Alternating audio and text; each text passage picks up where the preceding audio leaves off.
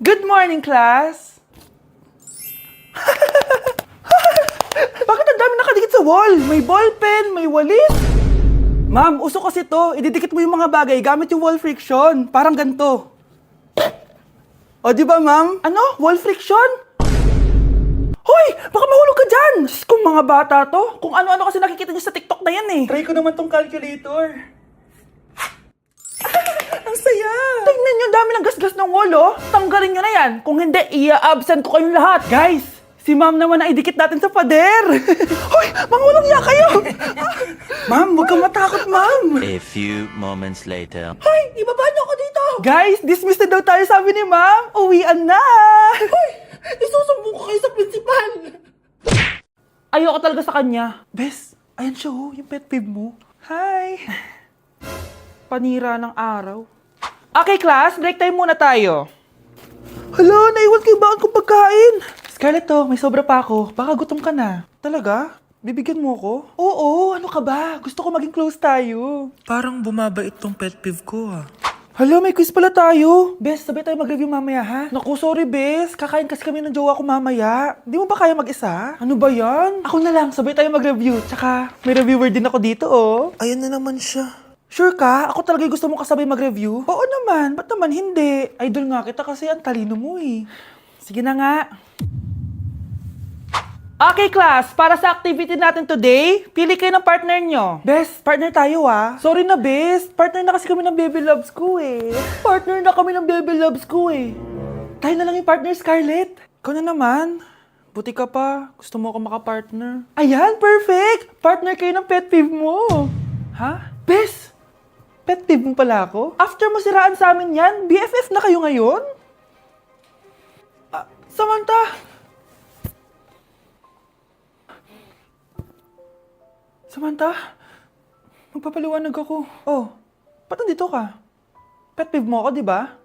Umalis ka na. Oo, pet peeve kita. Dati. Kasi ang sungit mo sa akin eh. Tapos palagi mo ako iniinis. Alam mo kung bakit? Kasi gusto kita. Ha? Wala. Never mind. Samantha! Nandito ako sa Japan at kakain tayo kasi di ako makatulog, guys. Time check, 1 AM na. Imbis na natutulog, kakain tayo. Buti na lang talaga sobrang lapit lang ng Family Mart sa hotel namin. Ito yung hotel namin, tapos ito lang yung Family Mart. Diba sobrang lapit? Sobrang daming pwedeng bilhin, oh. Daming onigiri, oh. Kuha tayo neto. Mukhang masarap tong chicken and vegetables. Hindi naman ako sobrang gutom. May mga gusto lang ako itry. Kuha tayo netong favorite kong drink. Try naman natin tong blueberry na flavor. Tapos ganito din yung Yakult nila dito. Actually, pampatulog pala to. Akala ko Yakult talaga siya. Ito muna bibilin ko dito, hanap tayo ng 7-Eleven. Eto guys, may nanap ako 7-Eleven. Parang masarap to, oh. Mukha siya lasagna. Tikman natin. Dito na lang natin siya kainin sa labas. Parang fantasy din kumain dito sa kalsada nila. Sobrang safe dito sa Japan, promise. Unahin na natin tong sushi. Alam nyo ba, kahit maglakad kayo mag-isa dito, sobrang safe, promise. Walang mga haras sa inyo. Walang kriminal, ganyan. Kaya ang sarap maglakad sa labas kasi alam mong safe ka, di ba? Tapos, sobrang babait pa ng mga Japanese. Swear. Pero sabi naman ng ibang Japanese, parang mas lang nila yon, pero ang totoo, ginajudge ka nila. Pero at least, di ba, mabait sila. Di ka gaya na pumunta ako ng Hong Kong, sobrang susungit ng mga tao, sisigawan ka pa. Kapag may hinahanap ka, talagang tutulungan ka nila. Tapos palagi silang nakasmile. Kaya promise, Japan talaga yung favorite country ko. Last bite. Okay, next natin itong parang lasagna. Guys, sobrang bango. Sobrang sarap ng itsura niya. Tikman na natin. Ang sarap! Ito din yung gusto ko sa Japan. Sobrang sarap ng mga pagkain nila. Like, promise. Wala pa kami natitikman dito sa Japan na hindi masarap.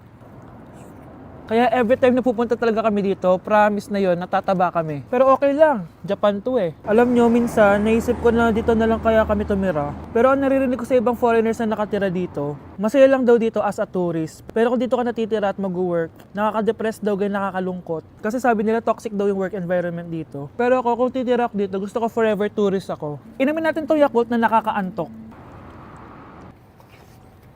Last bite! Pabalik na ako ng hotel, guys, and inumin na natin to favorite nating drink. Medyo malansa siya, tas maasim. So, yun lang, guys. Bye! Yuck! Ang cheap naman ng uniform nila. Mukhang maasim. Walang class. 2025 na, Android pa din ang cellphone. Kahit siguro Messenger, naglalag dyan.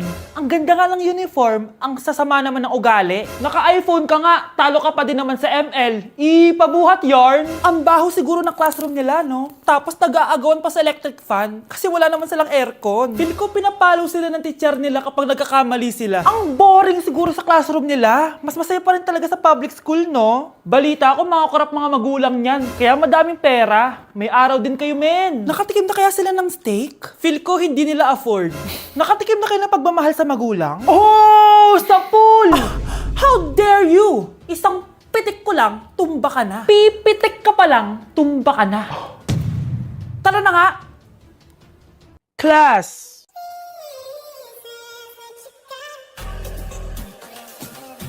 Pinakaliwala mo lang na, Boy, parang ako pa nga dapat yung magtanong sa'yo eh. Pinahan mo ka talaga ako. Ang kapal ng mukha mo, Pinay! Pinay, hindi ka nga sabi na sabi ako. Oh, you could say that.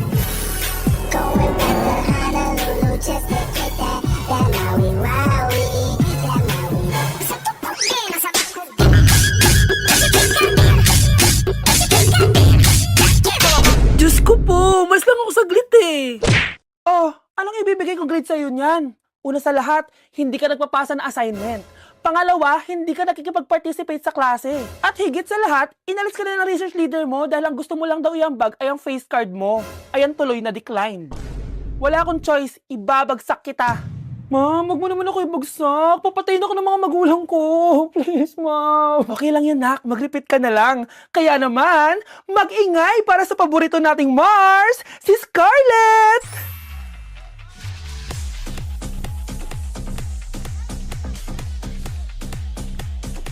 Huwag ka nang tatamad-tamad, ha? Okay, class. 5 points sa akin ang makakasagot neto. Ano ang pangalan ni Rizal? Ma'am. Yes, Scarlett? Rizal Park. Anong Rizal Park? Jose Rizal yon. Diyos ko, mga bata ngayon. Siya ang pambansang... Ma'am, siya ang pambansang opa. Siya ang pambansang bayani natin. Anong pinagsasabi nyo? Oh, kompletuhin nyo to. Ang kabataan, ang pag-asa ng busan. Mali! Bayan! Pinagluloko nyo ako, ha? O eto, ano ang sinulat na libro ni Jose Rizal? Ma'am, El Filibusterismo. Imnida. Tama na sana eh. Naloloko na kayo sa K-pop at K-drama na yan, ha? Last na talaga. Ayusin nyo na. Okay, class. Last question. Sino ang kapatid ni Rizal? Kapatid ni Rizal? Ma'am. Eto, sure na ako sa sagot ko. Yes, Scarlett. Ang kapatid ni Rizal Park ay si... si Sandara Park.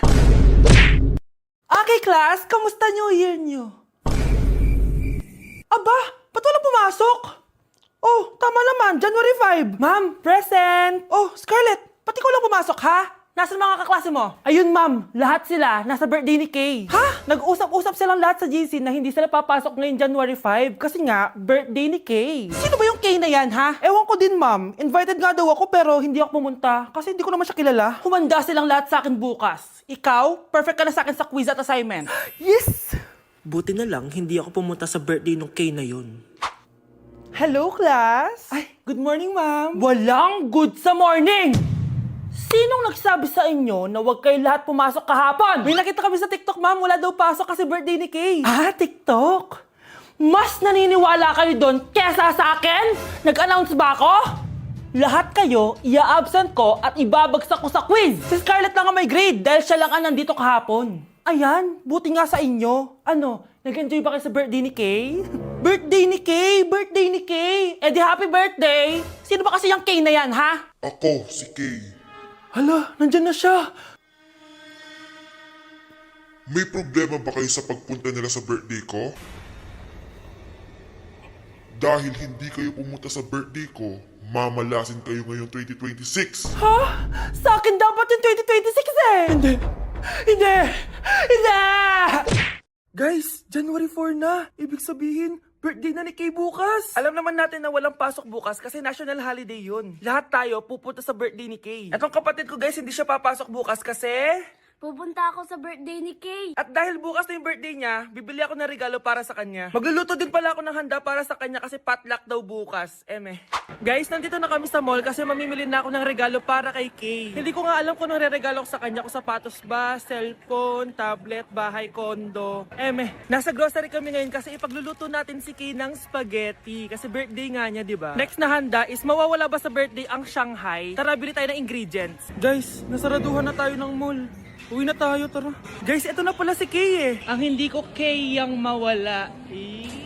Charan! So, ito yung mga regalo ko para kay Kay. So, unahin natin dito. Ano kayang laman neto? So, binilang ko siya ng deodorant. Kailangan ko bang explain ko para saan to? Next naman natin ito, guys. So, guys, binilang ko siya ng shoes. Sabi niya kasi favorite color niya yung blue, kaya binilang ko siya ng pink. At ito na, guys. Naubos pera ko dito. Kita niyo naman yung logo na yun, no? May kagat yung mansanas, oh. Ano kaya laman neto? iPad? iPhone? Ayun! De, joke lang guys, seryoso na talaga. Ito na talaga. In 3, 2, 1. Wow! Ayun no! Sorry Kay, ako muna mag-unbox nitong iPhone mo ah. Kay, kung nanonood ka man, sobrang magagamit mo to, promise. 3, 2, 1! Magagamit mo to sa kusina nyo. Oh, magugas ka dun. Guys, eto na. Magluluto na ako ng spaghetti at ng hangshai para kay Kay. Grabe ka, Kay. Most awaited talaga birthday mo. Sariling birthday ko nga. Hindi ko kaya paglutuan sarili ko. Nawasa? Oh, well. Lagyan natin ng asin. Ilagay na natin. Ginagawa na ni Honey Bunch yung sauce, guys. Tikman natin, guys, yung ginawa naming sauce. Pangit lasa. Next, nalulutuin natin itong hangshai. Charan! Simpleng handaan lang to para kay Kay. Tikman na natin. Guys, hindi pa talaga to yung birthday celebration ni Kay. Kasi ang balita ko, bukas, bongga daw yung birthday party niya. Kaya abangan nyo yun. Sarap! Happy birthday, Kay! Congrats sa'yo dahil ikaw ang pinakaunang meme sa 2026. At salamat dahil sa'yo na-extend na bakasyon namin. Yun lang, hindi na namin to papabayan dahil di mo na naman to mapapanood. Kasi hindi ka naman totoo.